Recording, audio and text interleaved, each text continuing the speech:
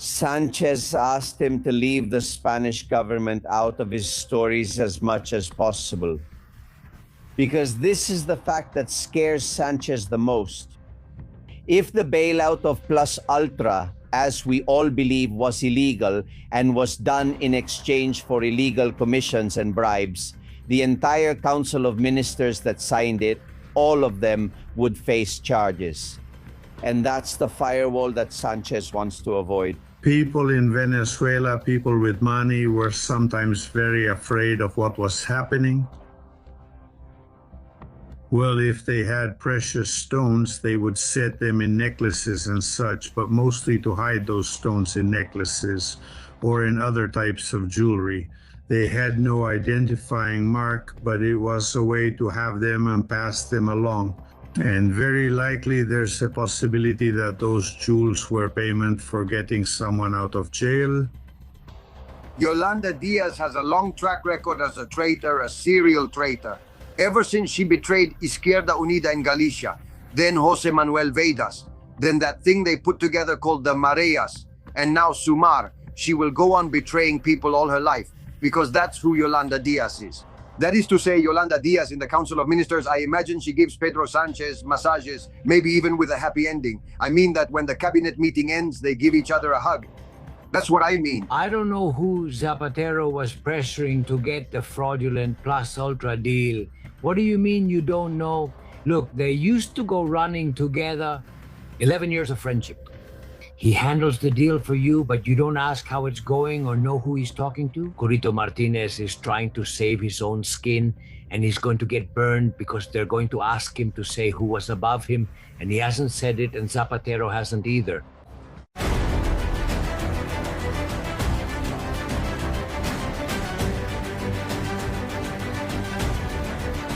Castillon Confidencial by Albert Castillon.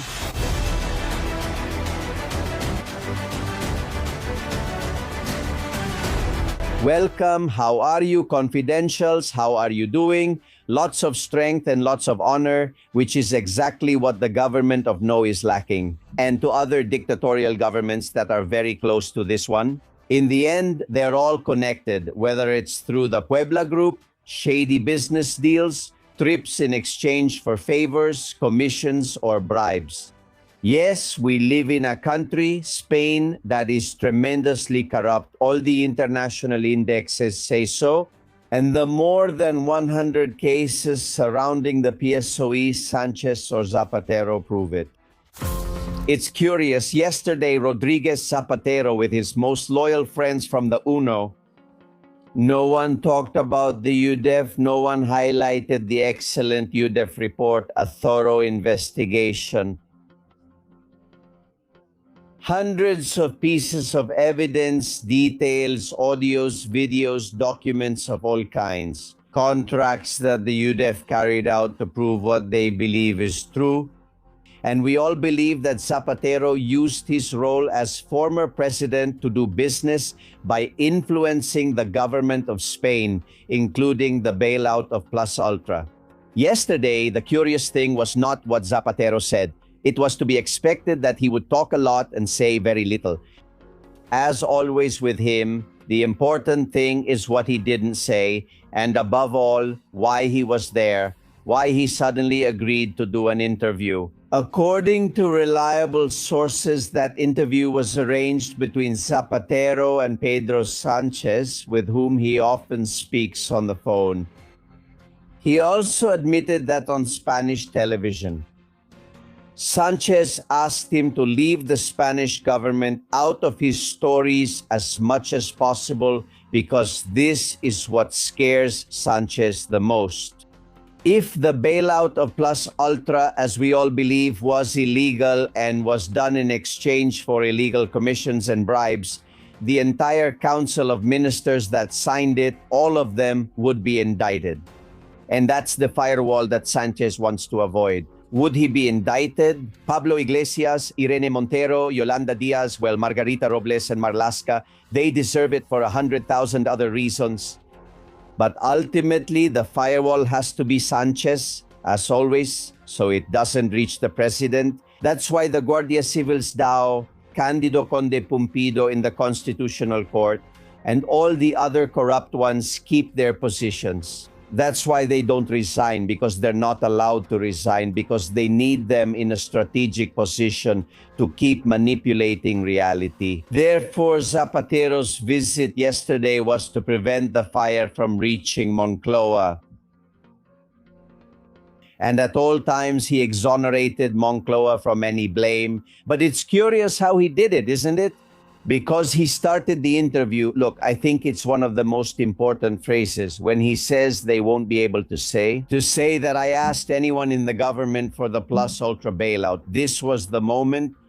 No one will be able to say that I exerted any influence, not even that I spoke with anyone, neither from CEPI nor from the government, for the bailout of plus ultra.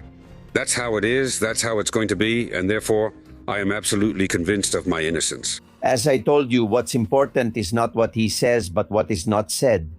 It doesn't say how he got it.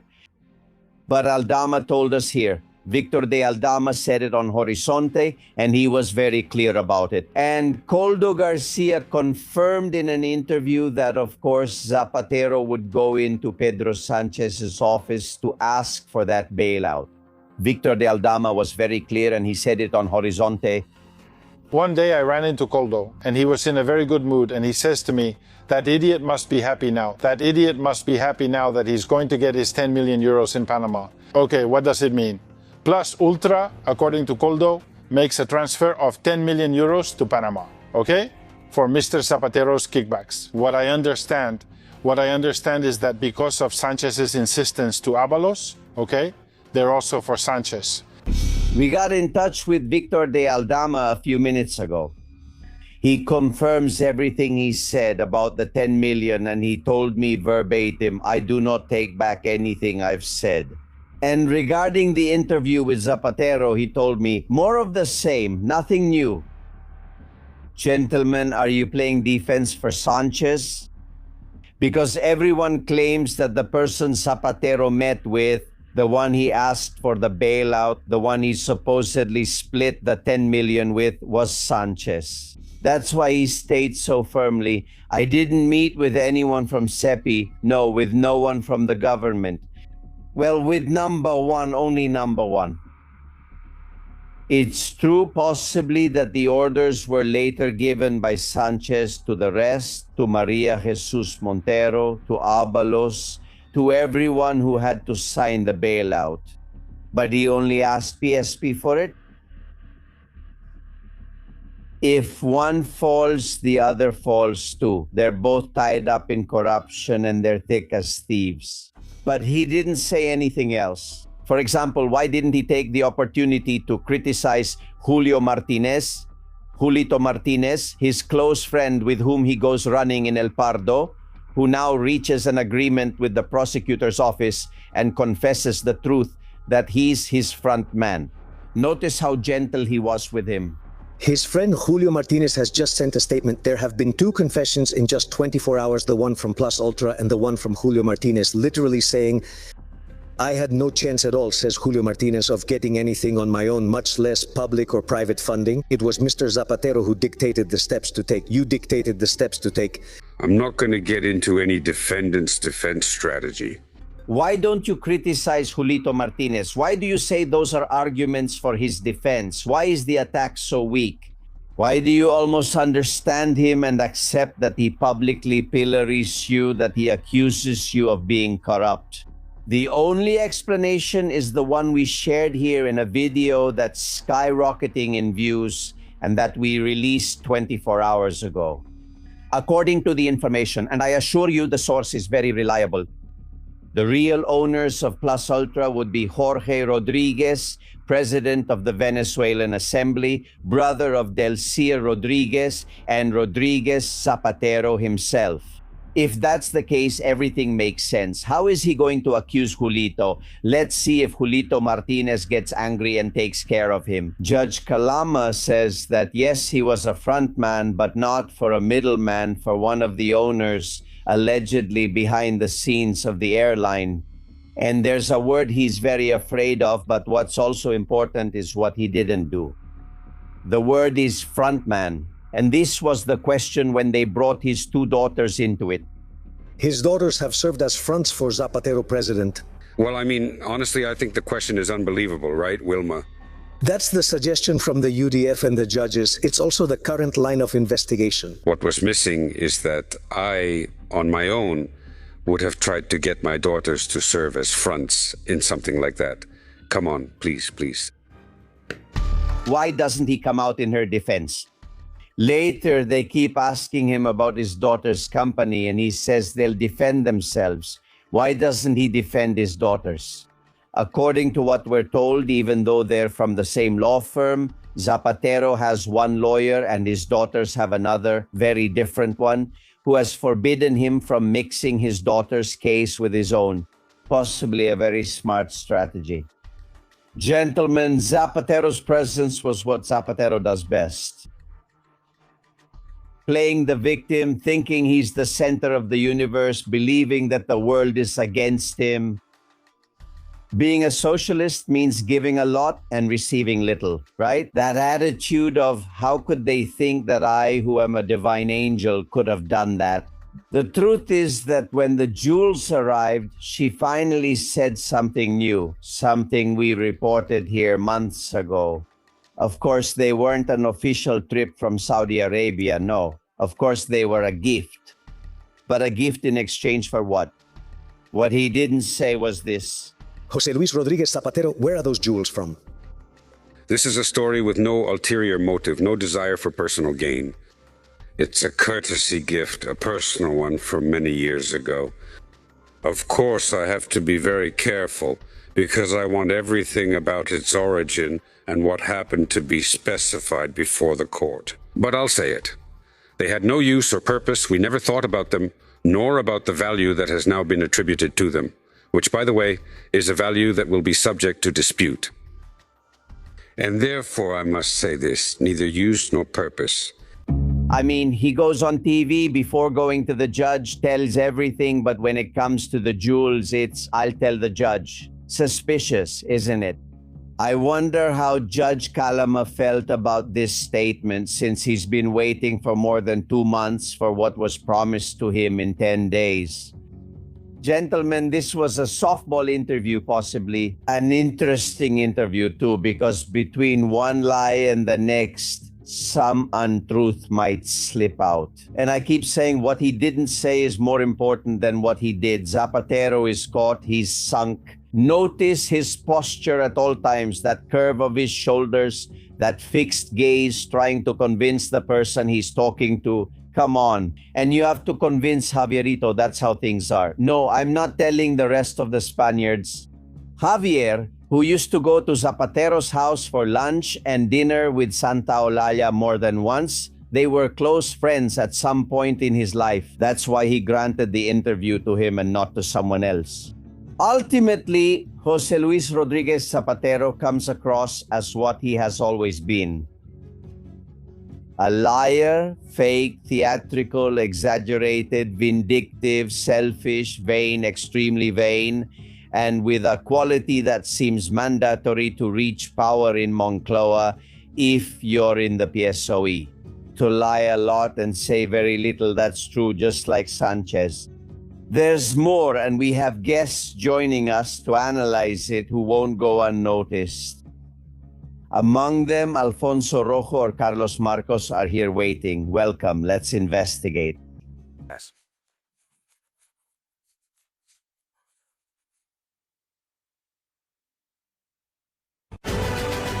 Castillon Confidential. By Albert Castillon.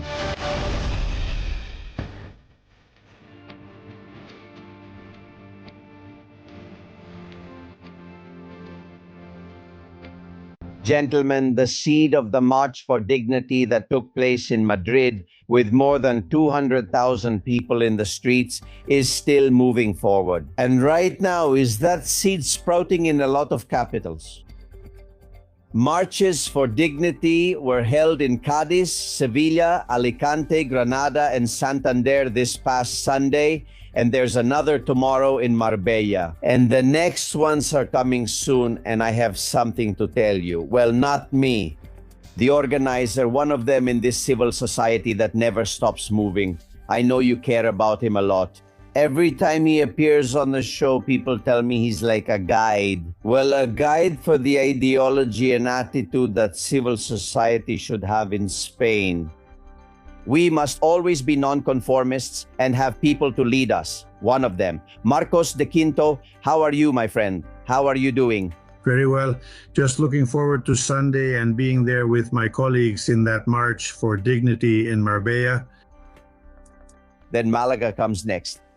Yes, then we're thinking about Malaga, and well, we practically want to travel all over Spain so that civil society feels that, well, that it's being heard and that it's present.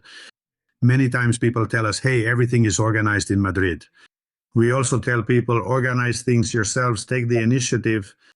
It doesn't matter if you're 50, 200, or 500, that's great. Because next time and the time after that, there will be more of you.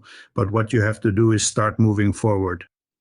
The other day, I had Amalio de Marichalar, a brilliant man, and he encouraged me to make this happen. And several confidential followers of the show got in touch with us. I gave Amalio their phone numbers. That is, any place in civil society where they believe in or want to organize something like this, to organize a march for dignity, you guide them a bit, right? Yes, you advise them. Yes, exactly. But well, we started without knowing much.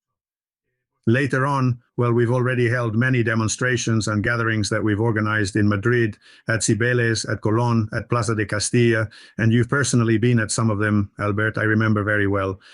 And well, with experience, you start learning how to do it. We've been perfecting it. I think it was a good decision to completely change the format in the last one we did on May 23rd. Instead of a gathering, a march, which was a tremendous success. And well, we clearly tell people what we think they should do. But you don't have to, you just have to get started. You just have to get started. It's not about waiting for someone to come and do it for you. No. In the end, what civil society has to do is get started, make mistakes, and keep moving forward. Just like we all do. Well, I'm a journalist and you know me. You have to give me an exclusive, a scoop. What's going to happen? There's one happening in Madrid. There's going to be one in Madrid. There's going to be an even bigger one in Madrid in September. I can't tell you the date right now. You know that we have to announce it about 30 days in advance, not a day before or after. So, well, we're considering some dates and we more or less have one in mind, but we have to keep it to ourselves so we can do things properly. But I do hope it will be much, much bigger than the amazing one we had on May 23rd.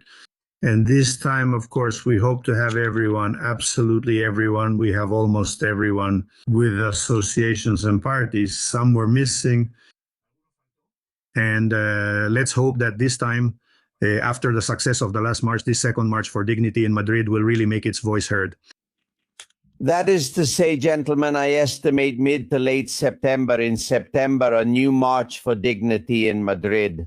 And you are once again inviting the Partido Popular to join, but actively, not just to show up, take a picture, and leave. But for them to say it like we would have liked them to do in the previous one, right? Exactly, exactly. But, well, you always have to give a second chance, and I hope this time they take it. I hope so, because the last one was a success. The proof is that everyone wanted to join at the last minute. And I also missed a final message, a speech, the reading of a manifesto. We'll have it in September. We'll have it in September. That's something a lot of people mentioned. And yes, but we'll have what would be the reading of a manifesto and a thank you to everyone, with a reading of all the organizations that have joined and a thank you to them. But not like in other gatherings where there have been too many speeches. And well, that excess of speeches in the end, well, I think it just makes it too long. We're going to do something concise and also have the reading of that manifesto done by a neutral person, so there's no room for suspicion. And the manifesto is a manifesto everyone agrees on, so that we focus on what unites us all against this shameless and corrupt government, and not include things that could cause resentment among people with different political sensitivities.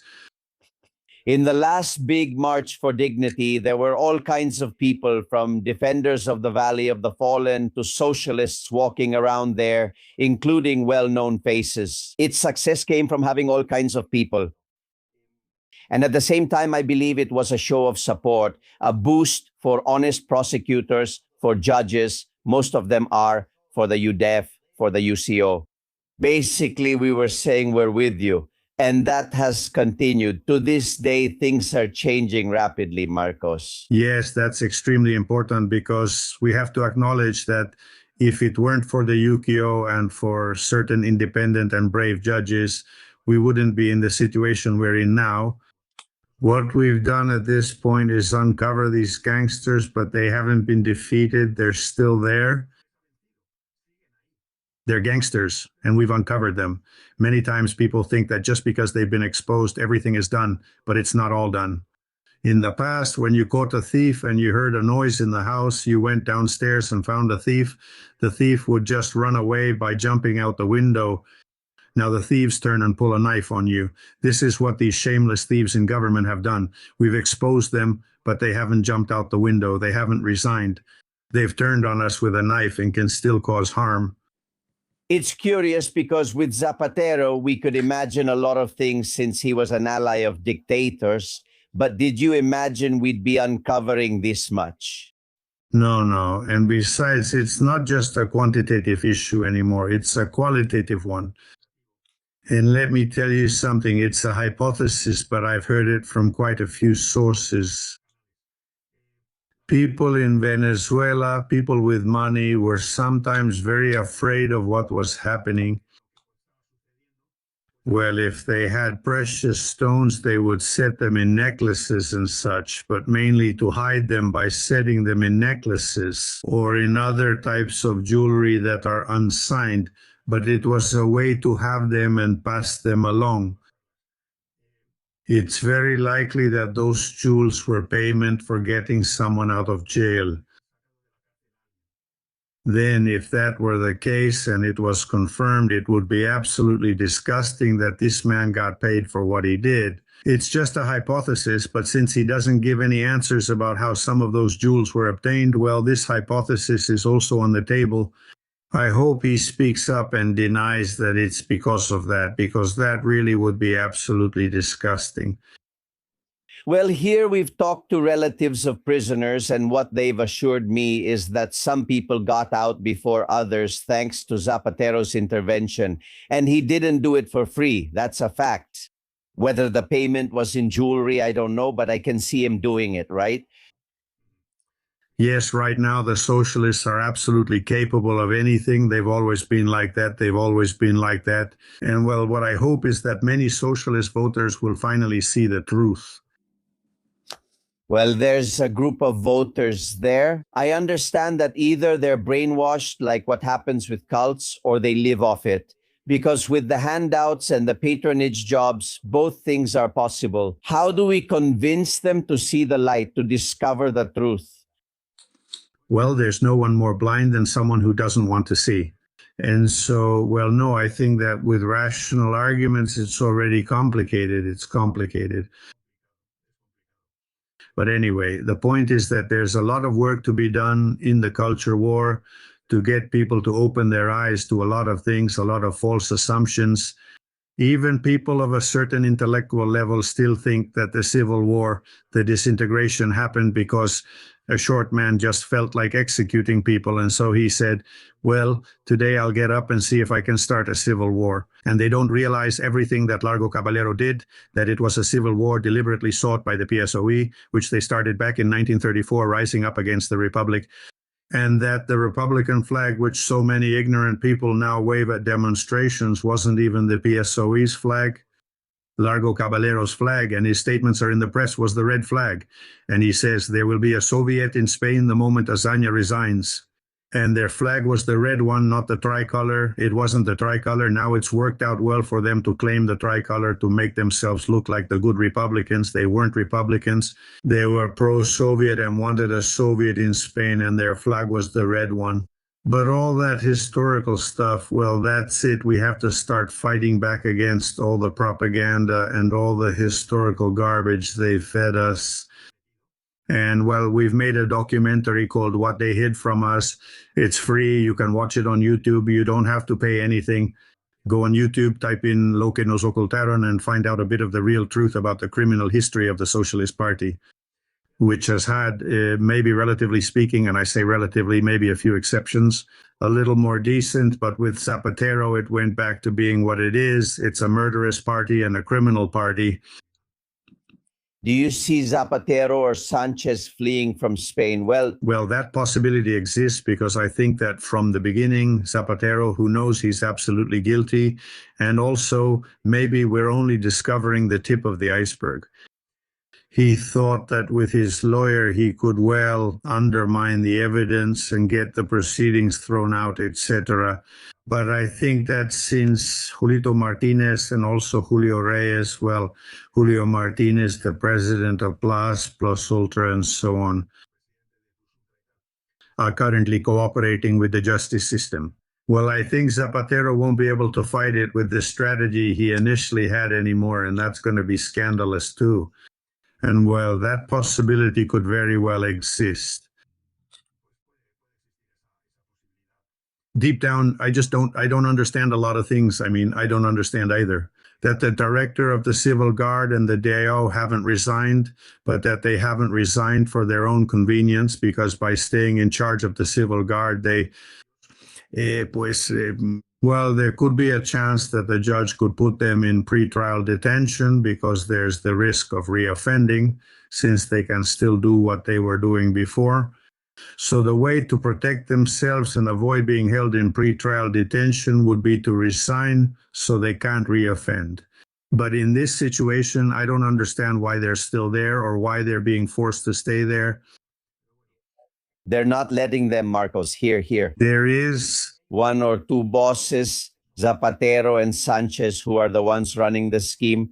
And both of them have diplomatic passports. And both of them could right now catch a flight and leave. One to China, the other to the Dominican Republic, or wherever they want. That's how it is.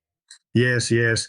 But, well, they would also have certain problems, because I see that in the Dominican Republic, the president, who is a socialist, is starting, well, the television in the Dominican Republic has started to criticize Bono and certain investments in renewables on the island and so on, something that until now was absolutely unthinkable. Then there's that shift happening, because we have to remember that the president of the Dominican Republic is also the president of the Socialist International for all of Hispanic America. And for him to have made that shift, well, I suppose it's due to pressure from the United States, and that now there won't be so many sacred cows. Then even if there were any, if they fled to the Dominican Republic, there would be international pressure from the Spain's new government. And with the help of the American authorities, maybe they could block their accounts in the Dominican Republic or wherever they went. So escaping is also quite complicated for them, because they're not going to go to Cuba either, since Cuba is the way it is. Or maybe they could go to North Korea. I don't know if they might have some kind of guarantee there. They would feel right at home. Marcos, let's remember the event is this Sunday, the day after tomorrow, in Marbella at 8 p.m. on the Paseo Marítimo. Exactly. The more people who go, the better. And don't forget the objective they're telling me about. What most insider news outlets ask of me is that what we're experiencing now doesn't happen again. That is to say, when the government changes, no matter who governs or with whom, they should change the rules, the laws, whatever is necessary, so that we don't go through a slow coup d'etat again, like the one we're suffering now, including the electoral law. We have to get out into the streets. Exactly. Look, this is really what civil society has to push for. It's no longer enough to just change faces. It's no longer enough for Pepito to be in Moncloa instead of Pedrito and so on. The system needs to be thoroughly overhauled from top to bottom once and for all. And there are a lot of things that the parties and the two-party system, where they've been taking advantage of and living comfortably with. But I think it's civil society that has to say enough. Let me give you an example. The law requires that IBEX companies, for example, 6 months after the end of the fiscal year, must present an audit, but an audit, not a botched job, a serious audit. And any of the big four international auditing firms have to audit those accounts. And they managed to do it just before the 6-month mark after the end of the fiscal year. A Spanish multinational, and I know what multinationals are like very well, they're extremely complex. And if in 6 months they can easily have an audit signed by someone independent and serious within 6 months, why can't a ministry? Why can't an autonomous community? Why can't a public entity also have a signed audit within 6 months? Of course. And why aren't those signed audits done? For example, why aren't they done, for example, well, I don't know. Well, Ernst & Young, why doesn't Pricewaterhouse do it, and so on? I mean, possibly that's what would be appropriate. Because it can be done perfectly well. And the money that would be invested in those auditing firms is money well spent. These are examples of things that must be demanded and that civil society has to demand. Because the public sector and governments demand it from private companies, but they don't demand it from themselves. So this is really like a disgrace. And why, for example, the governance that exists in multinational and serious companies, all the governance procedures, compliance and internal auditing, why aren't they applied to ministries, public entities, or public companies? Well, because they make the laws. Of course, and so they exempt themselves from controls. How about that? So every day citizens are more and more controlled. They control everything about us. The tax office controls everything. They're going to control us with the chat control that both the PSOE and the Popular Party are approving in Europe. They have also voted in favor of the digital euro. So this is a disgrace. Every day they control us, ordinary citizens, more and more, but ordinary citizens control our rulers less and less every day. There's no transparency. It's completely opaque. That's why this isn't a partisan issue. This is an issue for civil society, which needs to realize once and for all that politicians are here to serve us, not the other way around. And I think this is extremely important. I'm not a member of any political party. I'm involved in civil society movements. And what I want is, regardless of who is in power, for the citizens to be the ones holding the reins. And the politicians should prepare their proposals for us. And based on those proposals, we will vote for one or the other. But there's also another very important issue that civil society should demand. When a politician comes up with something that wasn't in there, something relevant, I'm not talking about nonsense, but something important that could impact the country, and they come up with it just like that, once they've come to power and hadn't included it in their campaign platform, I think it's imperative that they submit it to a referendum. Right now, opening the borders, granting Spanish citizenship to a lot of people, granting legal status to millions of people, these things can have an impact on us here, not only from the point of view of security, but also culture and public services. So the least that can be done is to submit it to the will of the citizens, because no one had it in their party.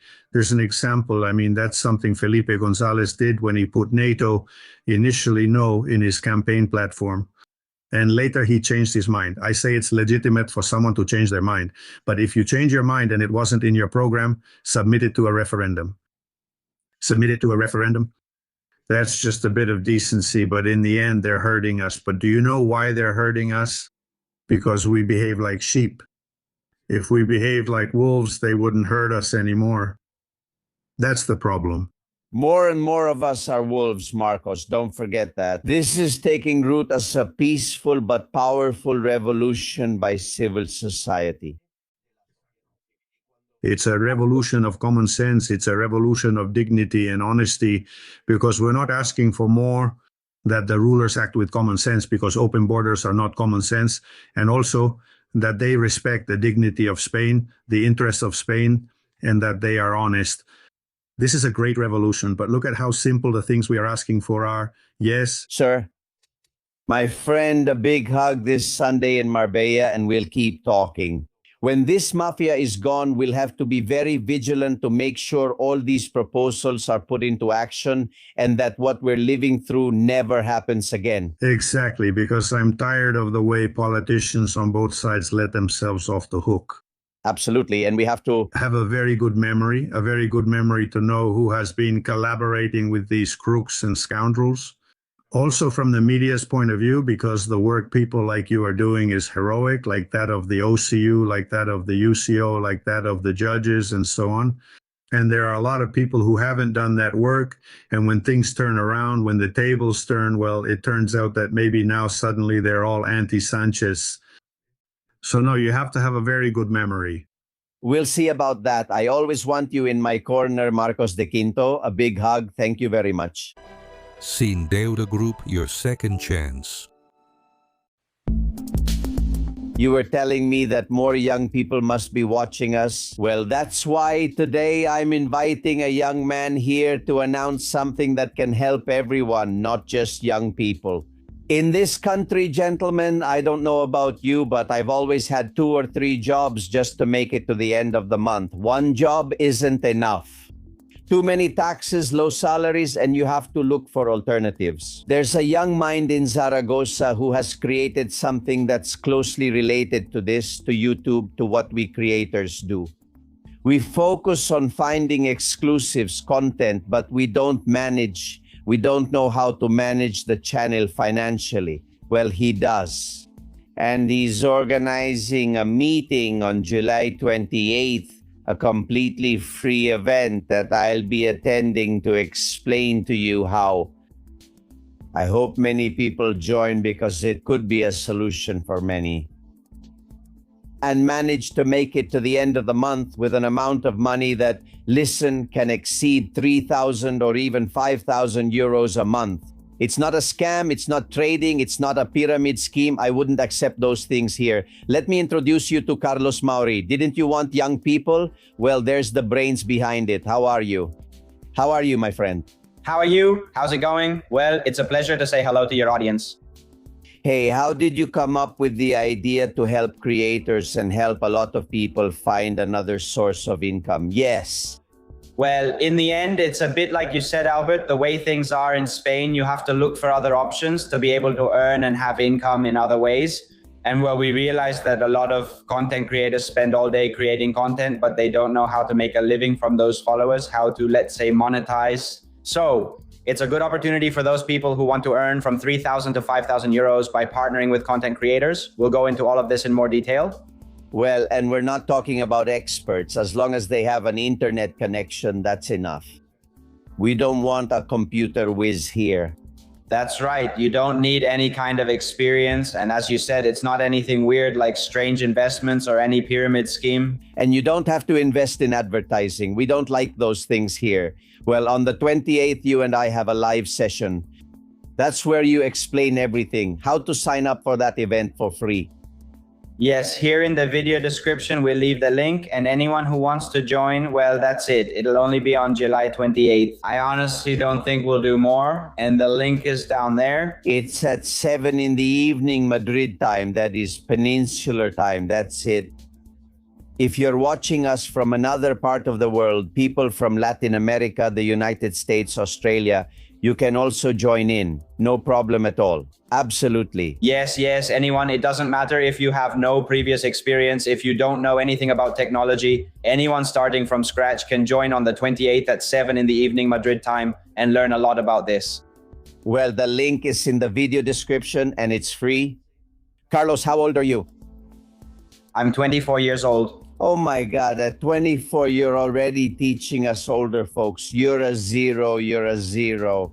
I'm really glad I met you. I really like the way you work. And on the 28th, I'll be at that event. I'll even share an exclusive one I haven't told before. All right, see you there. A big hug, my friend. Well, see you on the 28th. Goodbye. We'll be waiting for you at the home of sparkling water, Vichy Catalan. Gentlemen, get ready because besides the analysis that Marcos de Quinto has done and a surprise we have prepared for you, we want to delve into what Zapatero said yesterday, or rather what he didn't say, right? We were all waiting expectantly. We trusted that since Julito Martinez had already spoken, he would pull out a paper, a document, a report, proof of his innocence, a WhatsApp message. No, he went with the people. empty-handed to see his friend Javierito asking us to make an act of faith to believe in him. Like someone who believes in an untouchable God, he's in Pozuelo rather than in heaven, but it's similar, isn't it? He's a character who deserves all kinds of analysis. Carlos Marcos, how are you, dear friend? Good morning, Don Albert. First impression, what did you think?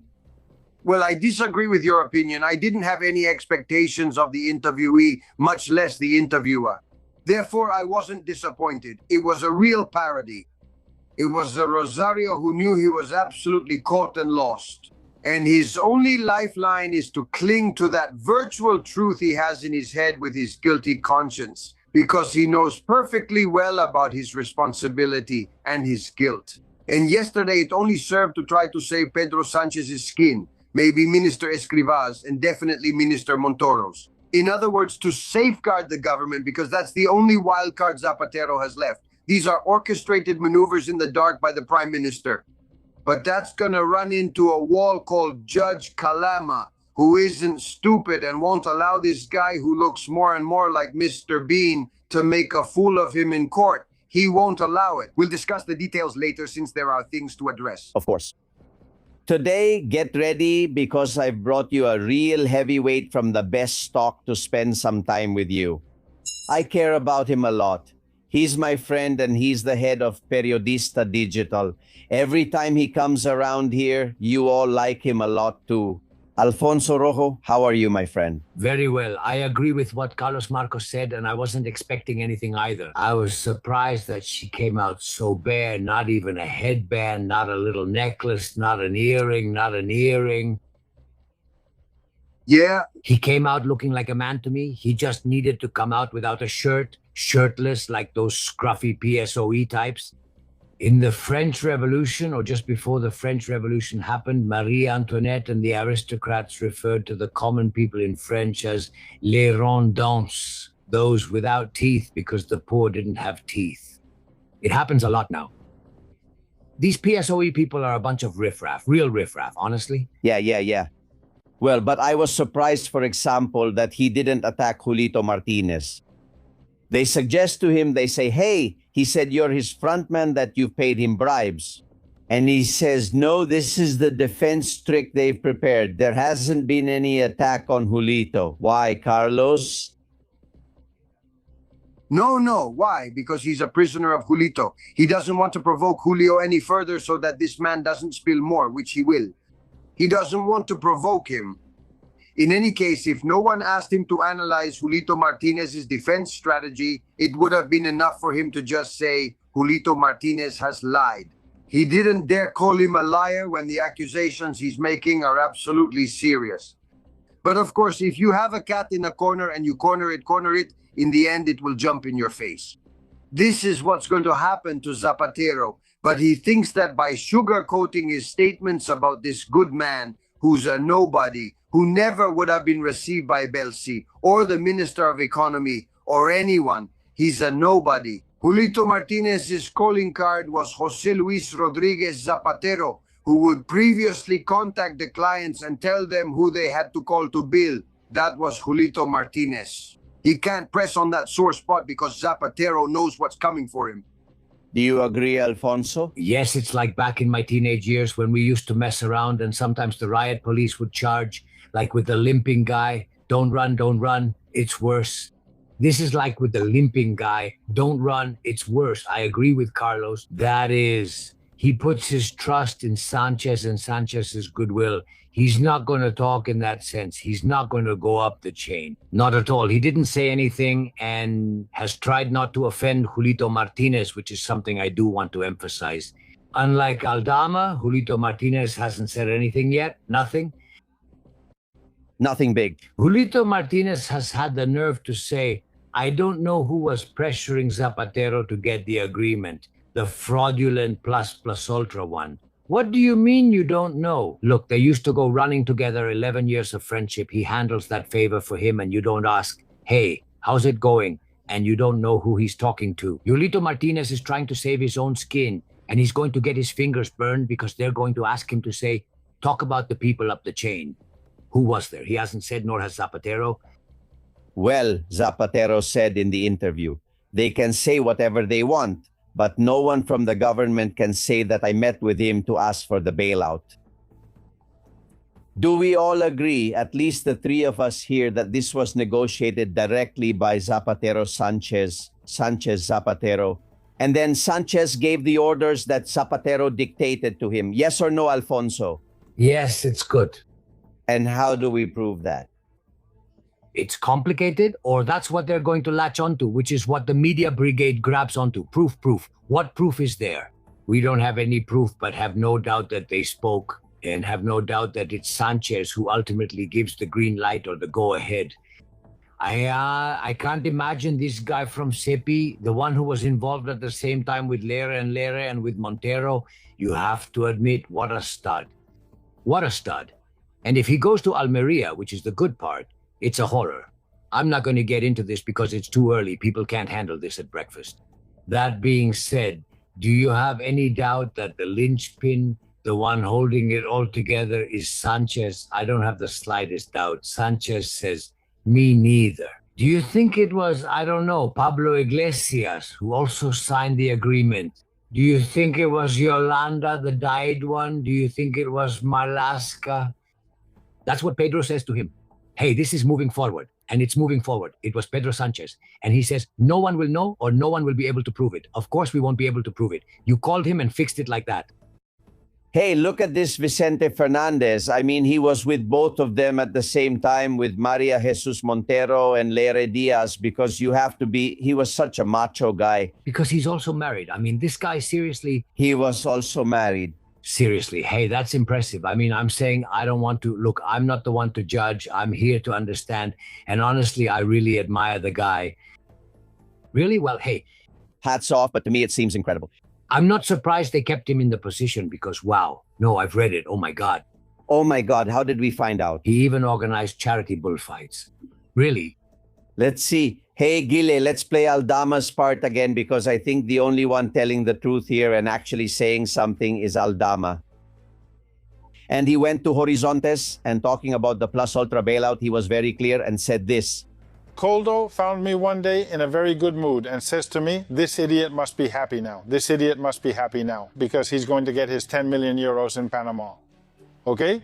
What it means is Plus Ultra, according to Coldo, makes a transfer of 10 million euros to Panama, okay? For Mr. Zapatero's kickbacks, which I understand that because of Sanchez pressuring Avalos, okay?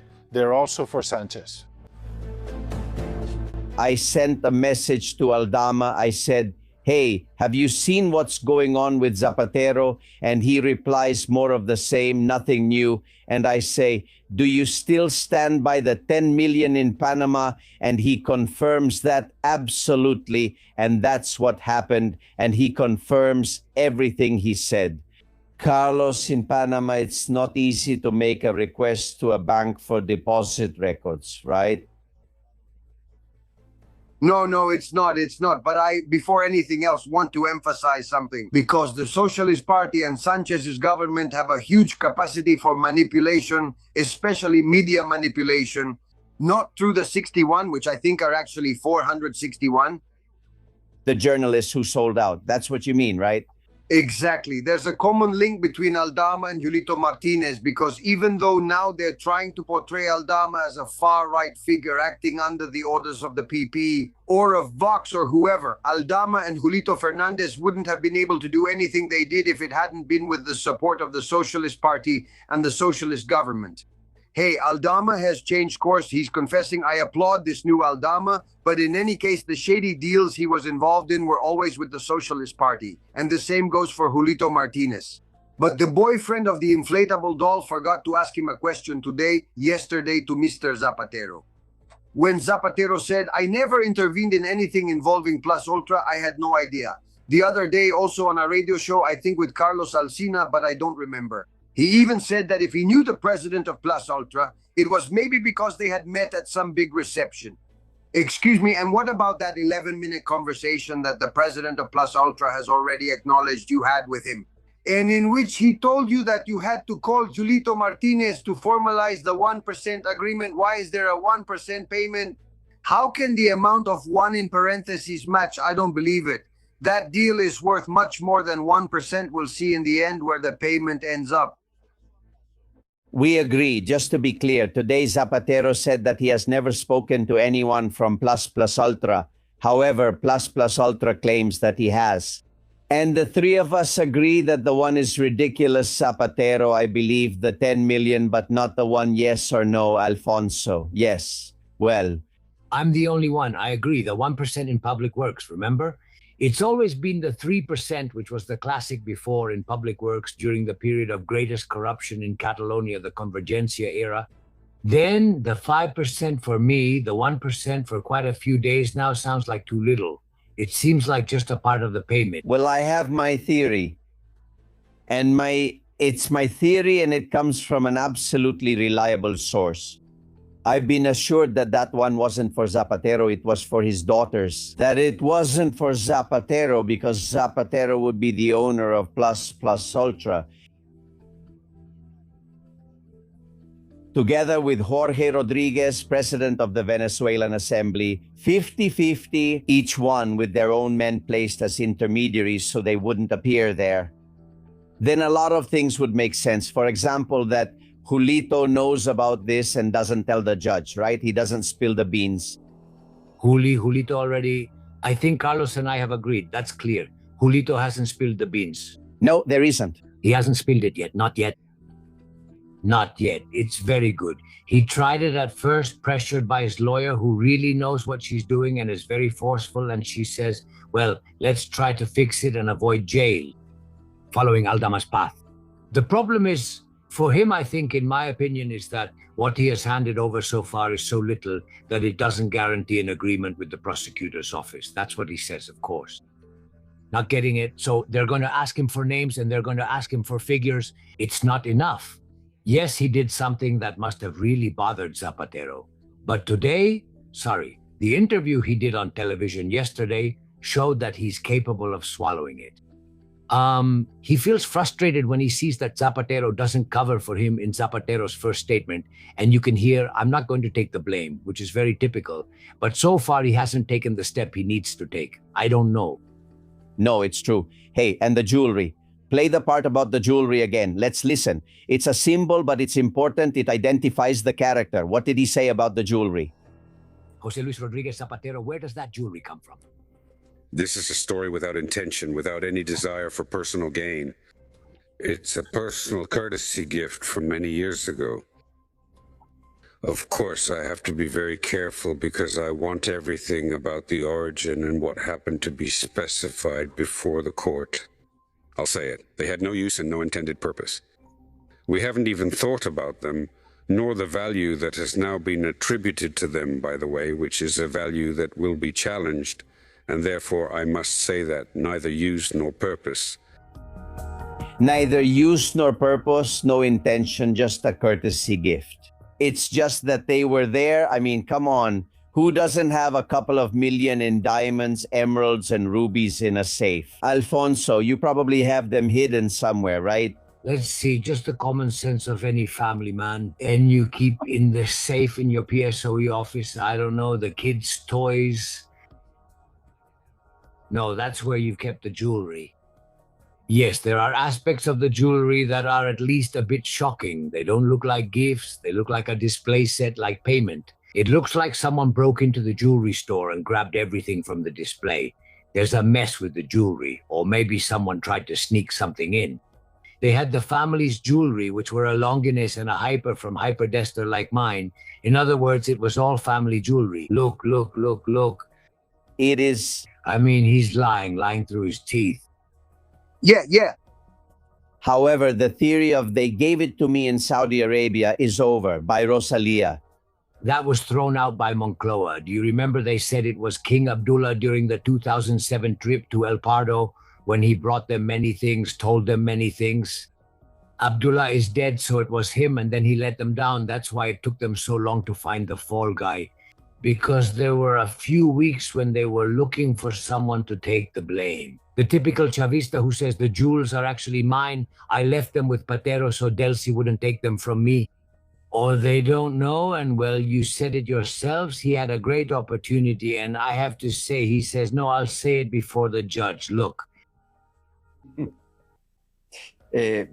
About the jewels, has he convinced you of anything, Carlos?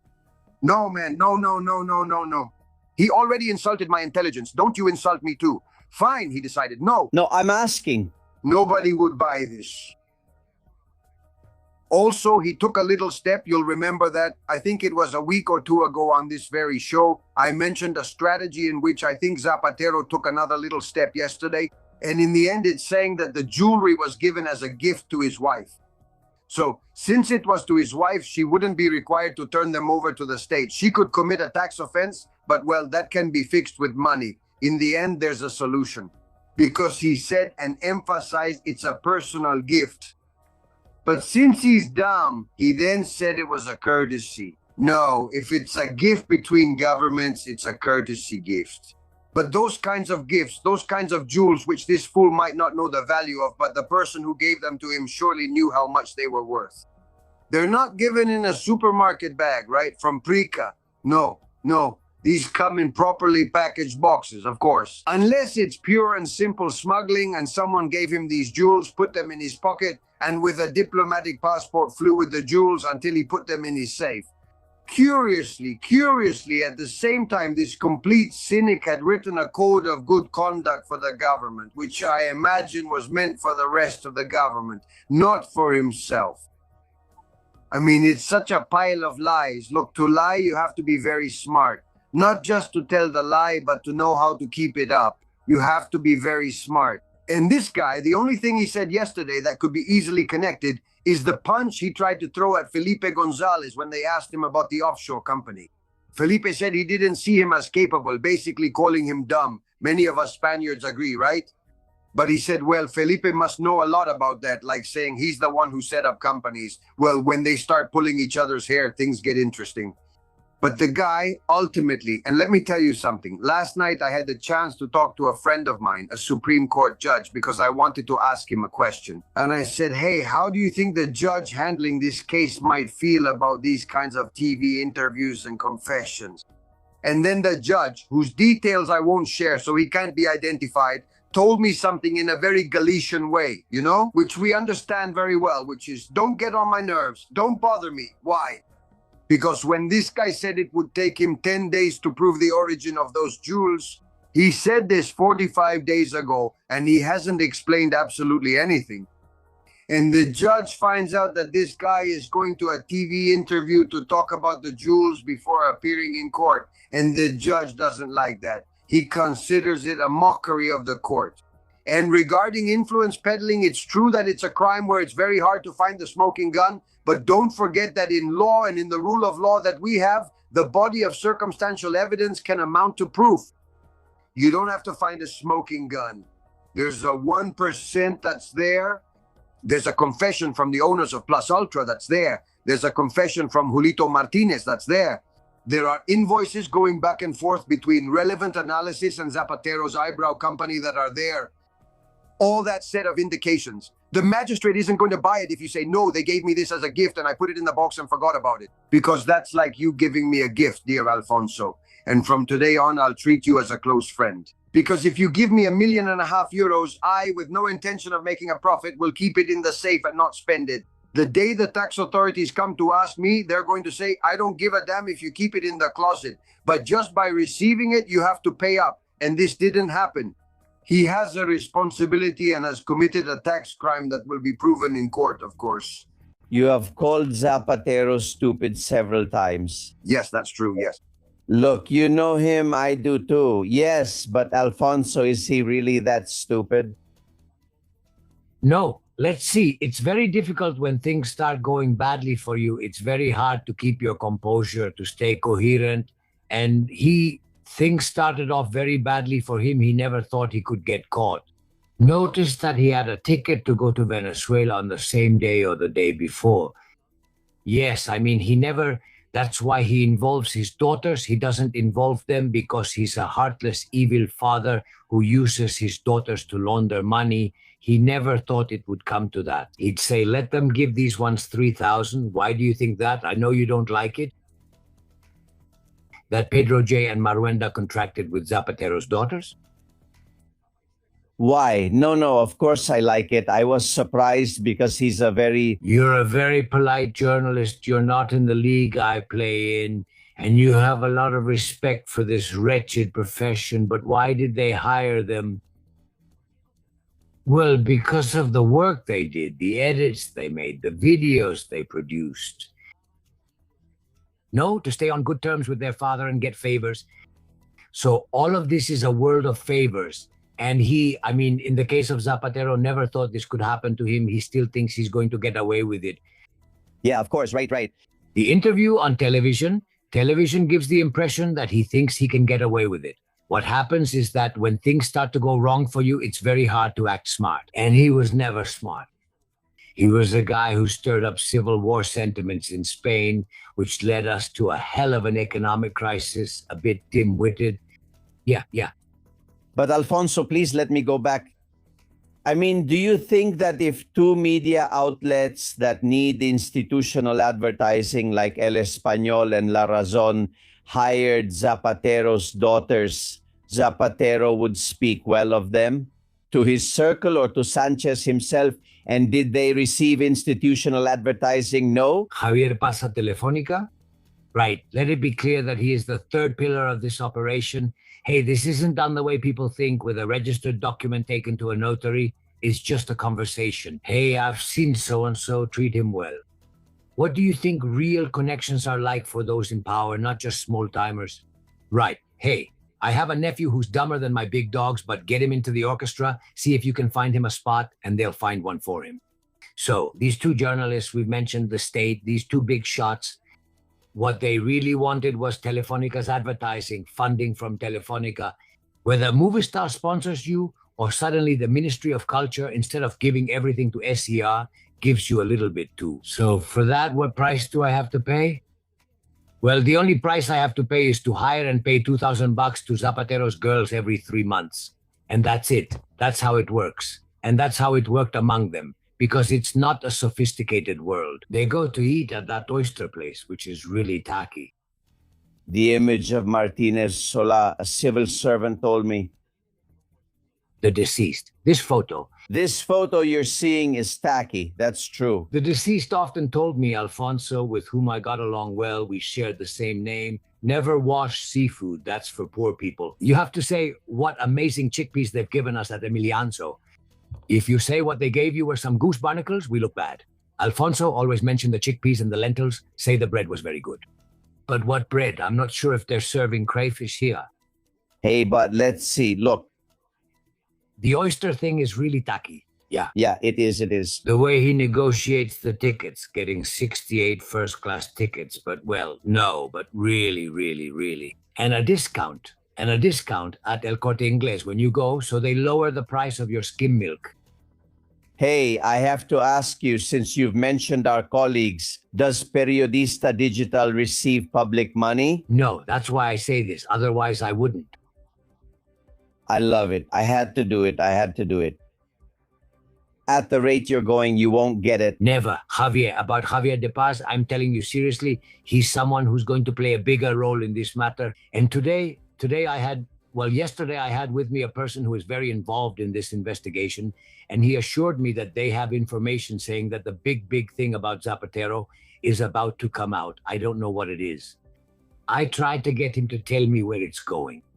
And they say, well, we have indications that there are things much bigger than the Plus Ultra case and that the commissions were not just those 530,000 euros. Well, Javier de Paz is the one who took Julito Martinez to La Moncloa in 2011 and introduced him to Zapatero. He was still prime minister. He only had a few months left. And there, apparently Zapatero sells Julito the apartment, the townhouse in Vera in Almeria, where Julito starts setting up companies. A front, right? So there's a whole business behind this.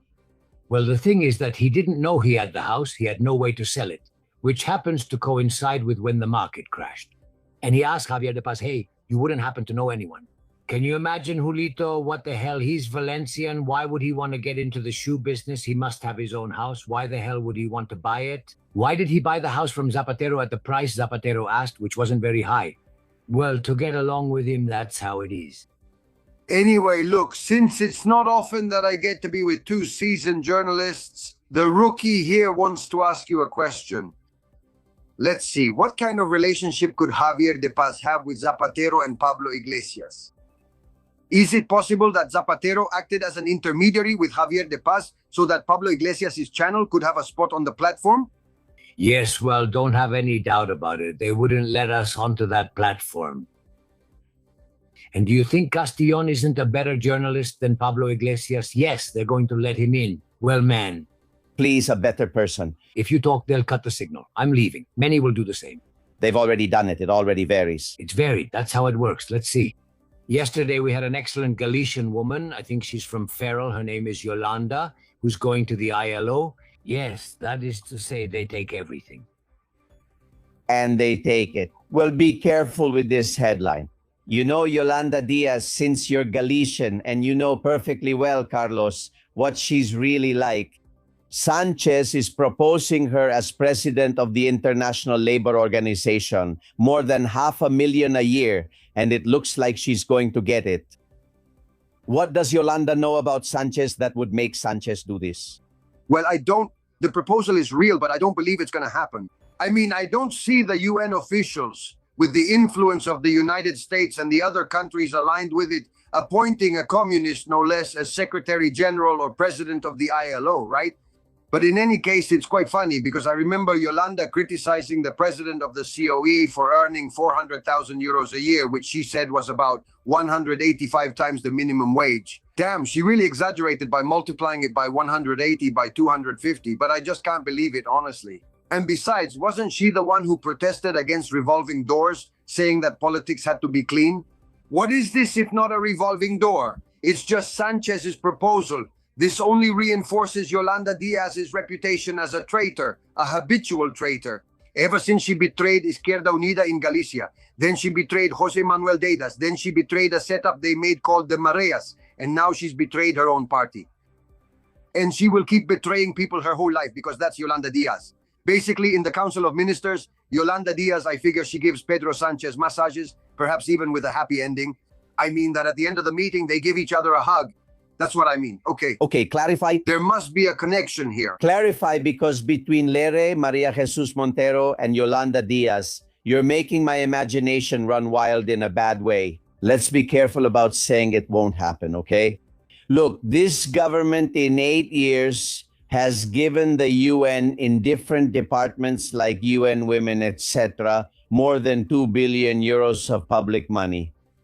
It's going to be whatever they want because we'll pay for it with our taxes. What are you hearing, Alfonso? No, I don't know. I don't have the data. On one hand, it's true that on the international stage, Sanchez's position isn't the best, but it is true that in those organizations, hey, he probably has the same voting weight as Madagascar. I mean, it's very easy. It's easy to gather votes to get out, but there are things that work against him. One thing is that the working languages are French and English, also Spanish, and she's not even good at Spanish. So she doesn't have a resume, but of course she says, she dazzles a bit. The vice president of an important country is coming. Spain is still an important country in the world. I don't know. I have no idea. I mean, I can't know if she'll make it. Yes, but well, God willing, she won't. Alfonso, allow me to ask you a question. Why the announcement now? Why is Sánchez announcing this now? An old Galician politician who governed for many years used to say that in politics, there are things you do, but you don't say. Now, Sánchez faces a very important ordeal until the next elections, and he doesn't know if he'll have to call them before or after the municipal ones. And he needs the government to show no cracks whatsoever. By announcing this now, he ties Yolanda, who has just definitively betrayed her Sumar colleagues, right? Now she's a free agent within Sumar. Even today, there were people making faces. No, well, yes, she was a good minister, but kind of like saying, damn, but this wasn't the time to announce this because we have to go into elections. And the champagne socialist left that Yolanda Diaz represents is now going to embrace the revolving door, and they're announcing it. This would be in November of the election, 4 months before the election took place. No, she's dangling the carrot in front of the donkey, and the donkey is going after the carrot. But I guarantee you that in November, that won't be a done deal, and we'll be here to analyze it. Well, let's leave the donkey out of it and also let my dear Alfonso Rojo work. Alfonso, vacation or not, watch out. Sánchez is leaving for 5 weeks and anything could happen. What are you going to do? No, I think that like in other years, I'm going to postpone my getaway until the fall. Meanwhile, just watch the clock and see how time flies. The clock is ticking. The clock is ticking for these bandits. Hey, what a crew. When you think that this Zapatero with the jewels, that Javier Paz, that little Javier Ruiz, that the professor, that these people have governed, manipulated, and controlled us for more than 8 years now. It's something to reflect on and think about the once honorable, brave, and dignified Spanish people. Sometimes you get headaches there. Totally. Alfonso, if you ever happen to be in Galicia, give me a call because I have some fantastic bread for you. You're going to like it. It's quality bread. Remember, it was always absence. No, you, seafood, don't even think that's from Galicia. Don't say it. Don't say it. I've eaten the best bread roll in New York. I told everyone how beautiful New York and Manhattan are. And he told me, he said, I mean, everyone has seen that in the movies. What you have to say is, damn, but how beautiful Betanzos is. He said, Betanzos, but how can you say New York, you're dead? The best seafood I've ever had in my life was with Carlos, and Carlos invited me many years ago. Do you remember the Santiaguinos? Yes, yes. How could I not remember? Huh? Well, I've never said it before and I won't say it again. I have to say I ate some really delicious chickpeas. Alfonso, big hug. Thank you, Maestro. Bye. Alfonso Rojo, friends, a genius from Periodista Digital. We listen to opinions about the PSOE and the people around it. Santos, Fernanda, Pepe, and Pilar. Now Julito is going to sing, Lera is going to sing. They are going to go along according to the agreements. So what I'm saying is, let's see if you can answer me. What do they expect the PSOE or Sánchez or Ábalos like Córdoba, who would rather take the conviction, to do for them? Waiting for what? That Candido Conde Pumpumbido is going to free them all? But don't you realize that there are going to be more than 30, 35, 40 people from the PSOE prosecuted or imprisoned, that the PSOE is most likely going to be declared a party financed illegally? I'm so happy when I found out that Sánchez was wearing that little Spanish flag bracelet. Hey, that's big news, the biggest news of the summer.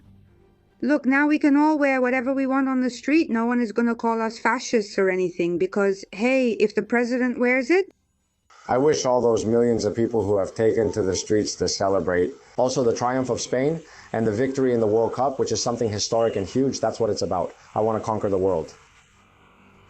That's what should unite us as a people, to go out and overthrow this disgusting and corrupt government. And shouldn't we, dear Albert, wear down those 1,000 advisors that Pedro Sánchez has? There are a lot of foreign intelligence agents who are the ones telling him what to do and to pass these awful laws. They're inside Spain and they're being paid with our tax money, and we have the enemy within, but until the end. Well, look, it's very possible, Pilar, at least in the CNI it is. We've confirmed that people, Moroccan spies, walk around the Spanish CNI as if they own the place, so that's happening. The issue of attacks over there in Galicia, you haven't suffered, right? Attacks on people who were carrying the Spanish flag or watching a World Cup match. That didn't happen there. No, however, I have to say that looking ahead to next July 25th, which is St. James's Day, the patron saint of Spain, the Marxists from the Galician nationalist bloc are filling the beaches of Galicia with Galician flags with a red star on top, which isn't even a real flag. It's more like a dishcloth than anything else. But I want to remind everyone listening to us that the Galician nationalist bloc, through Ana Ponton, this eternal loser who has been a member of parliament for over 20 years, running in elections again and again, and of course never winning, This woman fervently congratulated and celebrated the government of Daniel Ortega in Nicaragua, the one that just announced there will be no more elections. That's the Galician Nationalist Bloc. And here they're opening too many doors for them and letting themselves be bought off with lies. The bloc is UPEGA. UPEGA is the most extreme part of the communist left as stated in their statutes, which refer to Marx and Stalin. That's the bloc, the dogma of sectarianism, which once again disguises the face of communism. It's good for people to know this in Galicia and throughout Spain. Yes, sir, it's good that you say it. Regarding the assaults in Bilbao and also the attacks on Ferran, the one who scored the goal, the Valencian, we hear from Valentin Fernandez, Ignacio, and Mark. Do you remember then, a few months ago, when Pedro Sánchez made a big deal about that department in the prosecutor's office, I don't know what it was called, hate with an H, to go after hate crimes from the far right and all that? You remember that, right? I wonder if now they're going to investigate and go after hate crimes against people who were just carrying a simple Spanish flag in their own country and who have been assaulted. It's been 4 days since Spain won the World Cup, and we can already see the tension coming back again, the ugliness with people attacking football players again. But I think we should ignore these people. As much as I can, I'll keep carrying my flag, my love for Spain, and with humility, I'll keep supporting you all however I can, and of course, supporting Spain. What is Lehendakari Imanol Pradales Gil waiting for to act, as is his duty, against the very cowardly hate crimes that are being committed against defenseless people, including women and children? So kids chasing other kids for wearing a Spain jersey, picking on Ferran because he owns apartments, because it's an investment for his future. It's shameful. It is. We've sunk very, very low. Susana Gas' latest messages. Here we are, Albert, in the Castillon Confidential newsroom, as always, receiving messages and opinions from all our insiders, and above all, regarding the interview with Rodriguez Zapatero. But before that, Eulalia tells us congratulations on the show, especially to Mr. Gabriel Araujo and Albert Castillon for exposing that blackout that not even we noticed. These aren't news stories that come out on television, not even on any channel. It seems like it's not important, but what would have happened if the blackout had really occurred? On the other hand, Ascor, referring to the Zapatero issue, says, as if the questions and the anger he was supposed to show when he asked those questions weren't all planned, it's all just theater. Marisol says that what's unbelievable is that he involved his daughters in the shady dealings, and even if he has a defense, they'll always be involved. Isabel says that, of course, they had value. She's referring to the jewelry that Rodriguez Zapatero also talked about. She says there was absolutely nothing to be afraid of since Mrs. Gertrudis put them in a safe and didn't want to open them either, so they must have had some value. Abraham says that this kind of thing is always about society, that we allow it. It's that society that lets those politicians stay in power and also lets them take over public television just for their own propaganda. And on top of that, the opposing party, meaning the ones who should be defending us, haven't done anything and don't plan to do anything. On the other hand, Stock says thank you for being there, for exposing all the corruption. Freedom for the people isn't achieved through struggle alone, but through constant struggle. Silence will only end up making us slaves to those same situations. DJ says congratulations and great show. I'm a Venezuelan woman and I see Spain taking steps towards communism. Don't let this happen, and don't stop fighting against them. Thanks to journalists like you who always speak the truth no matter what. And also the latest from Zapatero Lisa says that when Zapatero is asked if his conversations with Plus Ultra members will appear after being charged, he answers that no, never. And of course, how could it be otherwise if he has frontmen for that? And we'll leave it here, Albert. And it's important that you follow us on all our news channels because we always say the same thing. The important thing is to be well informed. Thank you, Albert. Thank you very much. And by the way, Javierito and Santa Eulalia are going for the 7th. It's already settled, so in the end, obedience pays off, right, Carlos? This is standard practice. Without a doubt, without a doubt. Well, just two brief thoughts to finish. First, the pain I feel seeing Cuba and the Cuban people like this. I know you discussed this topic in recent days, but seeing a communist government cling to power while watching its people starve and maintaining that situation solely because they refuse to give up power fills me with utter disgust. And it makes me very sad, Albert, and I have to say it. I celebrated Trump's victory with you. I got really excited. When he intervened in Venezuela, for me, it was fantastic news, but now I don't understand anything. I don't understand why Trump is asking for immunity for Delcy in the lawsuit that's been filed in Miami. Immunity for Delcy, who was involved in kidnappings, murders, who approved everything that the dictator Chavez and Maduro did, maybe even with her brother as the enforcer. Trump is asking for immunity. But then what did we do in Venezuela? It was just for the oil. I believed in something else, and deep down in my heart, I still have hope that someday that will be set right. But I don't hear anyone talking about free elections. No one seems to mention Maria Corina returning to Venezuela. No one seems to mention the release of all political prisoners. What's going on? What's going through Marco Rubio's mind? I consider him a very smart guy. What's going on? We can't abandon the Cubans or the Venezuelans. We can't do that, Albert. We have to remember that. I totally agree with you. What Trump says is that in a year there will be elections and that in the meantime, immunity for Delcy. We'll see later. Look, I have a message I've received. I can't give the name of a captain from the Venezuelan National Guard. He's in exile. Listen. It's terrible what's happening with the civil guard, with what Pedro Sánchez is doing, and with the similarities to what happened in Venezuela. A quarter of the top generals of the civil guard have already been appointed by Sánchez. That's a tremendous amount of control. Those people are going to try a coup, and they're going to send the civil guard out into the streets. The civil guard is the bridge between deploying police and military forces, and the civil guard allows you to do both things. You're not grasping how serious things are here in Spain? I hope he's wrong, but they lived through this story in Venezuela and the path is exactly the same. We will stay vigilant even over the weekend so that nothing bad happens. Let's hope so. And if not, we'll be here to report it. Carlos, a big hug, and don't eat seafood, or at least don't say you did. All right, without you. Don't eat it without you, right? Today, I wish I could have a meeting like that again. Someday we will. Big hug, my friend. Big hug. Thanks, as always. 593, 9,159,304.91. Completely trustworthy.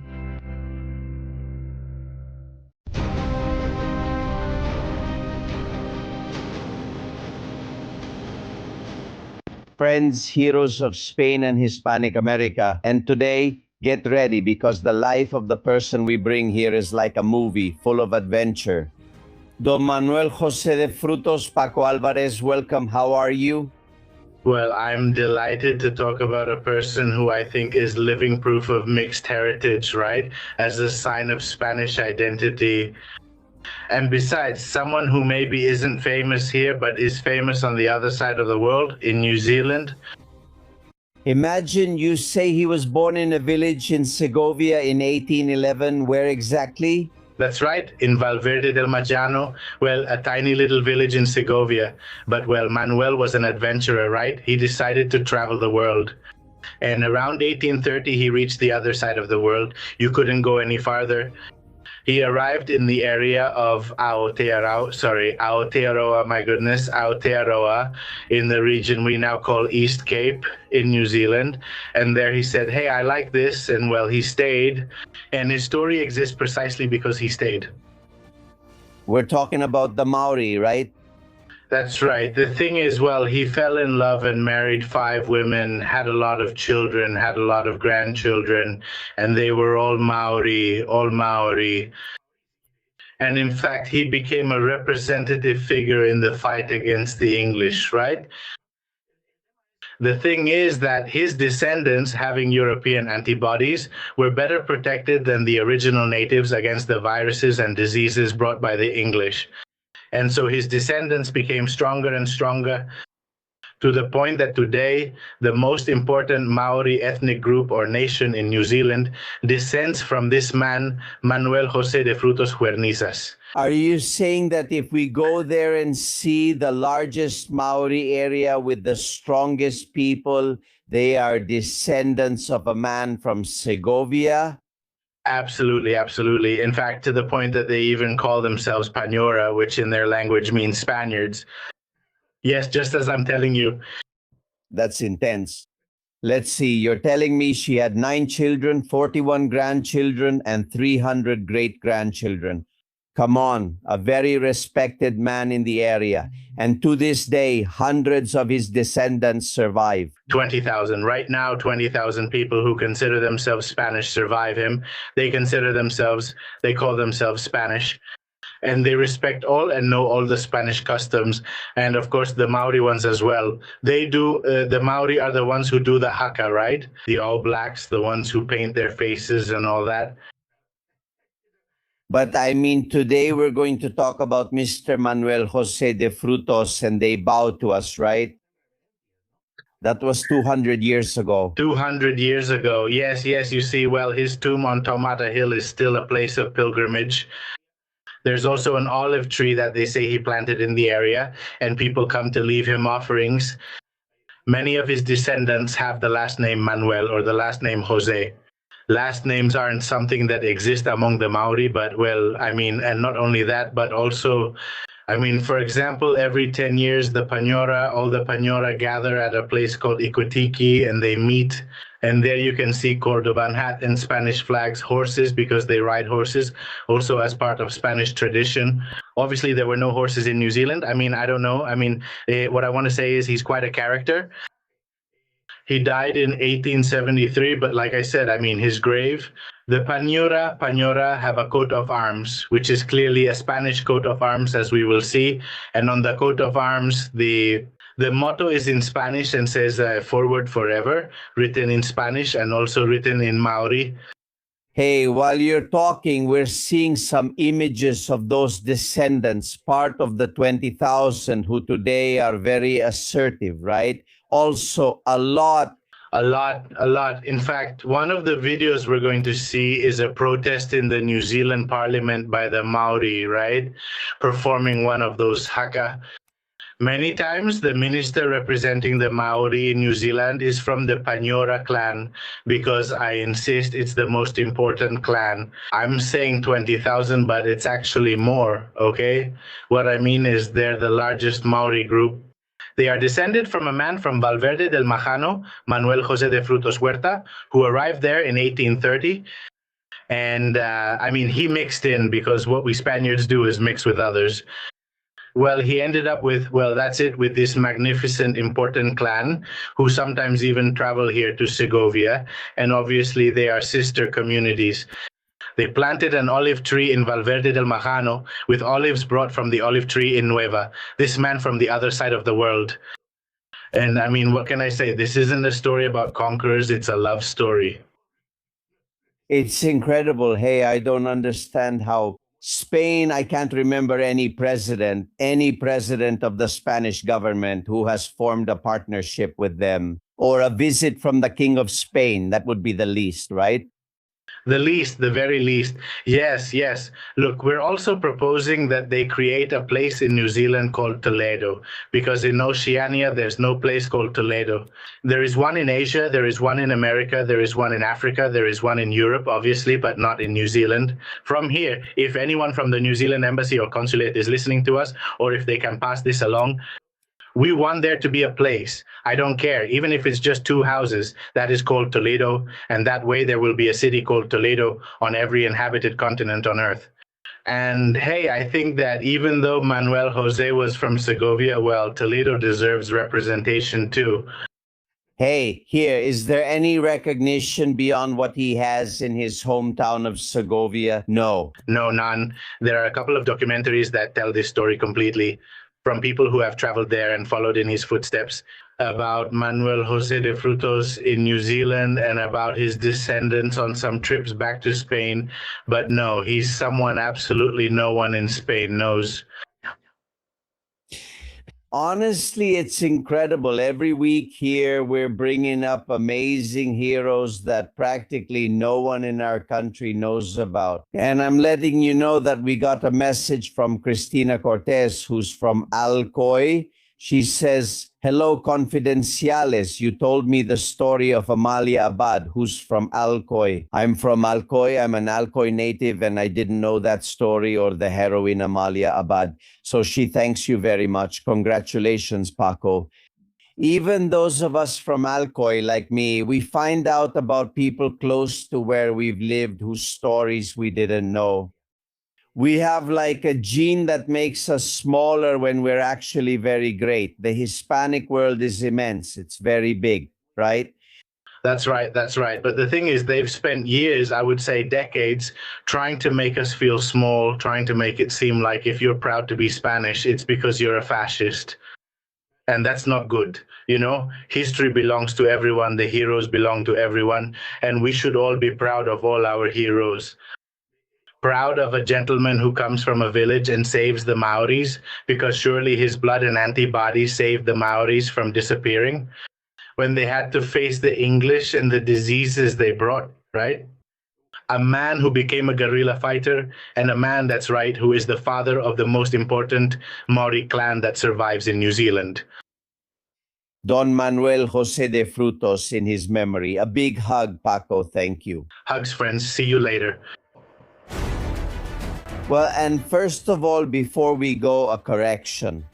I made a mistake, Ferran Torres. I don't know why. I thought he was Catalan, but he's actually Valencian, please. From Folos, which is just a few kilometers from Valencia. Also there in Folos, he has the soccer field named after him, the sports center named after him. Sorry, because there are some people who, and they're right, you all have mentioned it to me, say that I seem like an independentist, that I claim everything as my own. No, don't compare me to those creeps. Ferran Torres from Valencia, congratulations and apologies. I have good news. Do you remember this photo of Ferran Torres with the cap that says, "Make Spain Great"? Well, it's Donald Trump's MAGA slogan, but replacing the United States with Spain. Well, we've had a lot of proposals. The first one is from a friend named Llanos Confidential. And she says, "Albert, if you made these caps, I would buy one." Well, no sooner said than done. I'm already getting started on making these caps. I hope we'll have them in 15 days. We'll be here almost all of August, just a few days off, but very few. As soon as I have them, I'll let you know. But if you want to reserve one now, I'm telling you, I'll be wearing this cap all August and I won't take it off. albertcastillon7.com and get ready because starting Monday, the store opens. What store? Ours. Look. Merchandise from this show and from Confessions Confidential with Susanna Gass. There's everything there. T-shirts, caps, there are mugs, of course. Absolutely everything. Susana has Confesiones Confidenciales hand fans. Well, check out the store. We'll keep announcing it. This starts on Monday, okay? Starting on Monday, we'll post the link and those things so that if you want to help us with funding, you can do it. It's something we really appreciate. Just like Ana Maria Casado did, just like Ana Maria from Arrecife, from Las Palmas did. Good place. Maria Esther from Ahmed, who is wonderful. Maria Esther helps us a lot. Thank you very much. She says, "Thank you for your courage. You are the brave ones." Thank you very much, Giope Maria Rosa, Doldan, Luis Miguel Alonso, Friends in the Trenches, Luis Miguel, Maria Consuelo Martinez, Paulina, Francisca Martinez, and Enrique de Mateos. And by the way, we are going to change the account number for those who make those donations. So to everyone I've mentioned and to those who want to contribute, we're changing the account number and the bank. I need you to get in touch with us privately using the same email address. And I'll give you the new account number so you can keep helping us with donations. Without you, we couldn't keep going. We've been doing this for 4.5 years. This machine keeps growing more and more, and it's always thanks to you. Eternally grateful. Well, Angeles, about the blackout that Araujo mentioned, it almost happened last Wednesday. Listen. I'm listening to you and about the risk there was of having a blackout when Spain was playing. I know a lot of people are going to hate me, but I would have loved it. It would have been wonderful if everyone had missed the football game. And this really would have annoyed them, and they would have all agreed with Isabella Ayuso that they like fruit. I agree with being upset. I wouldn't have liked it because I was watching the game. And Ismael is wonderful. The pirate, if he's not around here from time to time, I miss him, and I know you do too. Do you remember the keychain? Yesterday, they showed us this keychain, and I didn't understand the initials. PSHTP, well, he explained it to me. Mr. Albert, I'm going to translate what it says on the keychain, okay? That PS means Pedro Sánchez, and below HDP means hello, Don Pedro. Okay, that's it. Hello, Don Pedro, and then I like fruit. Yes, thank you very much. Thank you, pirate. And an AI. The moment when Donald Trump receives the world champion trophy, it looks like he wants to keep it. Infantino says no. And who keeps it in the end? Watch. The World Cup is only Lent. It's very beautiful. The original World Cup always comes back to us. Can you confirm this is the final hour? Damn, but this is fake. Made in Madentina. It can't be. Someone has stolen it from us. Did someone steal it? Did someone keep it? Who? Zapatero, who would take something made of gold or jewels or diamonds. Zapatero, please, the official jeweler of the kingdom. Well, friends, get some rest. Weekend, yes, the 4th or 5th heat wave. Hang in there. We'll be here on Monday in the trenches. I'll be waiting for all of you. If anything happens, we'll show up at any moment. Kisses.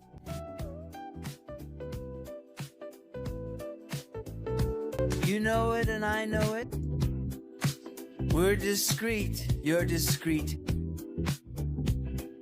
I'm discreet. Everyone's discreet. Everyone's discreet. But shh, only for open minds and for people who are awake.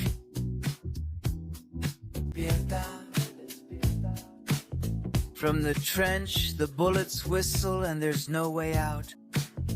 To get out there, here, freedom has wings of wax. Albert Castellón, Susanna Gash. Neither you girls nor I. Oh, even mine. Thank you very much.